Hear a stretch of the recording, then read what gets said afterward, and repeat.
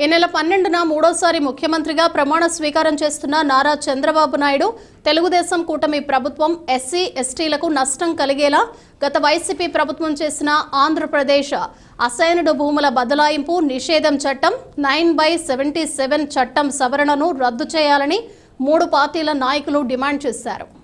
ఆ మేరకు the Rajahmundry press క్లబ్లో సోమవారం జరిగిన మీడియా సమావేశంలో అఖిల భారత ఫార్వర్డ్ బ్లాక్ రాష్ట్ర కార్యదర్శి Ainapurapu Suryanarayana, Republican Party of India జాతీయ కార్యదర్శి పిట్టా వరప్రసాద్, ఆమ్ ఆద్మీ పార్టీ తూర్పుగోదావరి జిల్లా అధ్యక్షుడు యార్లగడ్డ శ్రీనివాసరావు మాట్లాడారు. జగనన్న కాలనీలకు ఎస్సీ ఎస్టీ బీసీల నుండి తీసుకున్న అసైన్డ్ భూములకు సుమారు 2.5 కోట్లు R&R ప్యాకేజీ చెల్లింపునకు చర్యలు తీసుకోవాలని, గత ప్రభుత్వం రద్దు చేసిన 27 ఎస్సీ ఎస్టీ పథకాలు తిరిగి పునరుద్ధరించాలని కోరారు. మాజీ రెవెన్యూ మంత్రి ధర్మాన ప్రసాదరావు రాష్ట్రంలో 33,29,000 ఎకరాలు అసైన్డ్ భూమిని 19,21,000 మందికి పంపిణీ చేసినట్లు గత ఏడాది ప్రకటించారని, వీటిల్లో సగానికి పైగా అసైన్డ్ భూమి అన్యాక్రాంతమైందని, ఈ భూమికి కొనుగోలు చేసిన వారికి యాజమాన్యపు హక్కులు వచ్చే విధంగా అసైన్డ్ చట్టాన్ని సవరించారని తెలిపారు. దీంతో లక్షలాది ఎకరాలు అన్యాక్రాంతమైన ఎస్సీ ఎస్టీల భూములు ఇతర కులస్తుల చేతుల్లోకి వెళ్లిపోయాయని, 9/77 చట్టం ప్రకారం ఈ భూములు అన్యాక్రాంతమైనప్పటికీ తిరిగి పొందే అవకాశం డీఫామ్ పట్టాదారులకు ఉందన్నారు. జగన్ ప్రభుత్వం చేసిన సవరణ వల్ల ఈ అవకాశం పోయిందన్నారు. పోలవరం ప్రాజెక్టులో నిర్వాసితులైన భూమి లేని ఎస్సీ ఎస్టీలకు కనీసం ఎకరం భూమి ఇవ్వాలని కొత్త భూసేకరణ చట్టం చెబుతుందన్నారు. అంబేద్కర్ విదేశీ విద్యను పునరుద్ధరించడంతో పాటు ఎస్సీ ఎస్టీ బ్యాక్లాగ్ పోస్టుల భర్తీకి చర్యలు తీసుకోవాలని డిమాండ్ చేశారు. సమావేశంలో ఎస్ వినోద్ తదితరులు పాల్గొన్నారు. ఎస్సీ ఎస్టీలకు గత ప్రభుత్వం తీరని అన్యాయం చేసింది. దాంట్లో 27 పథకాలు గత ప్రభుత్వం రద్దు చేసింది. అందులో ముఖ్యమైనది అంబేద్కర్ విదేశీ విద్య. అంబేద్కర్ విదేశీ విద్య ఆ పేరుని జగనన్న విదేశీ విద్యగా మార్చి కనీసం ఒక 10 మందిని కూడా విదేశాలకు పంపించి చదివించలేదు ఈ జగన్ ప్రభుత్వం. అది చాలా విద్యార్థులకి చాలా తీరని లోటు. అలాగే బెస్ట్ అవైలబుల్ స్కూల్స్ ఉండేవి. చిన్నప్పుడే ఇంగ్లీష్ మీడియం స్కూల్లో ఈ ఎస్సీ ఎస్టీ పిల్లల్ని తీసుకొచ్చి 10th క్లాస్ వరకు చదివించారు. ఆ స్కూల్ని ప్రభుత్వం రద్దు చేసింది. ఫీజు రీఎంబర్స్మెంట్ గతంలో ఇచ్చారు, అది తీసేసి అమ్మఒడి అన్నారు. అమ్మఒడి ఇద్దరికని చెప్పారు, సరే ఎవరికి ఒకరికే ఇచ్చారు. ఆ విధంగా పూర్తిగా నష్టపోయారు.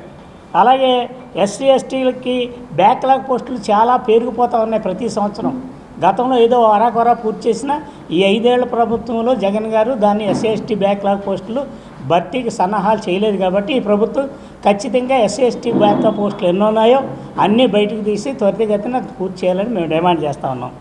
అదేవిధంగా సప్లై అన్నది, సప్లై నిధులు ప్రతి ఒక్కరు కూడా దీన్ని దుర్వినియోగం చేశారు. ఈయన జగన్ పూర్తిగా దారి మళ్లించాడు. అతను నవరత్నాలకు దీన్ని మళ్లించి ఎస్సీ ఏరియాల్లో ఏ విధమైన అభివృద్ధికి లేకుండా సప్లై నిధులని దుర్వినియోగం చేశారు. కాబట్టి ఈ ప్రభుత్వం ఖచ్చితంగా సప్లై నిధులు ఎస్సీ ఎస్టీలకు వాళ్ళ సంక్షేమానికి అభివృద్ధికి ఉపయోగించాలని మేము డిమాండ్ చేస్తూ ఉన్నాం. మా యొక్క ఉద్యమ పార్టీలకు సంబంధించి అలాగే పార్టీకి సంబంధించి మేము దీన్ని వ్యతిరేకిస్తూనే ఉంటాం, పోరాటం చేస్తూనే ఉంటాం. ఇప్పుడు వచ్చిన ప్రభుత్వం కూడా అనేక హామీలని గుప్పిస్తూ అధికారం చేపట్టింది. ఆ అధికార పార్టీ కేంద్రంలో కొత్తగా ఏర్పడిన బీజేపీ ప్రభుత్వాన్ని మెడలు వంచి రాష్ట్రానికి సంబంధించిన రాయితీల్ని రప్పించి దళిత మైనార్టీ గిరిజన హక్కులకు సంబంధించి వాళ్ళ భూములకు సంబంధించి రక్షణ కల్పించవలసిన బాధ్యత ఈ ప్రభుత్వానికి తప్పనిసరిగా ఉంది. ఆ అడుగులు వేస్తే మేము ఎప్పుడు కూడా ఈ యొక్క పార్టీకి మేము సహకరిస్తాం.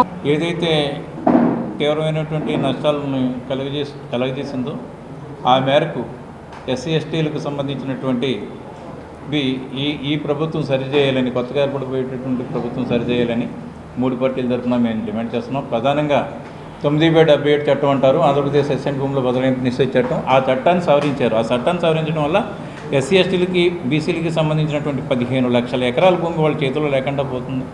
దానివల్ల కాబట్టి ఆ చట్టాన్ని ఆ సవరణ వెంటనే రద్దు చేసి ఆ భూములపై తిరిగి మళ్ళీ ఆ వర్గాలకి హక్కు ఉండే విధంగా చేయాలని చెప్పి కోరుతున్నాం. అదేవిధంగా జగనన్న కాలనీకి సేకరించినటువంటి అసైన్డ్ భూములకి R&R ప్యాకేజ్ ఇవ్వలేదు.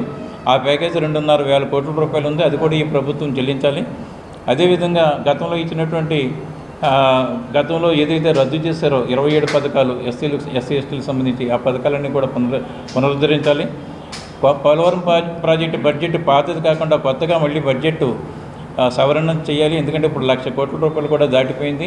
అది ఎప్పుడో 2005 అంటే ఇప్పుడు 2020 2005 నాటి అంచనాలు, ఇవాళ 2024 వచ్చింది కాబట్టి 20 సంవత్సరాలు అయింది.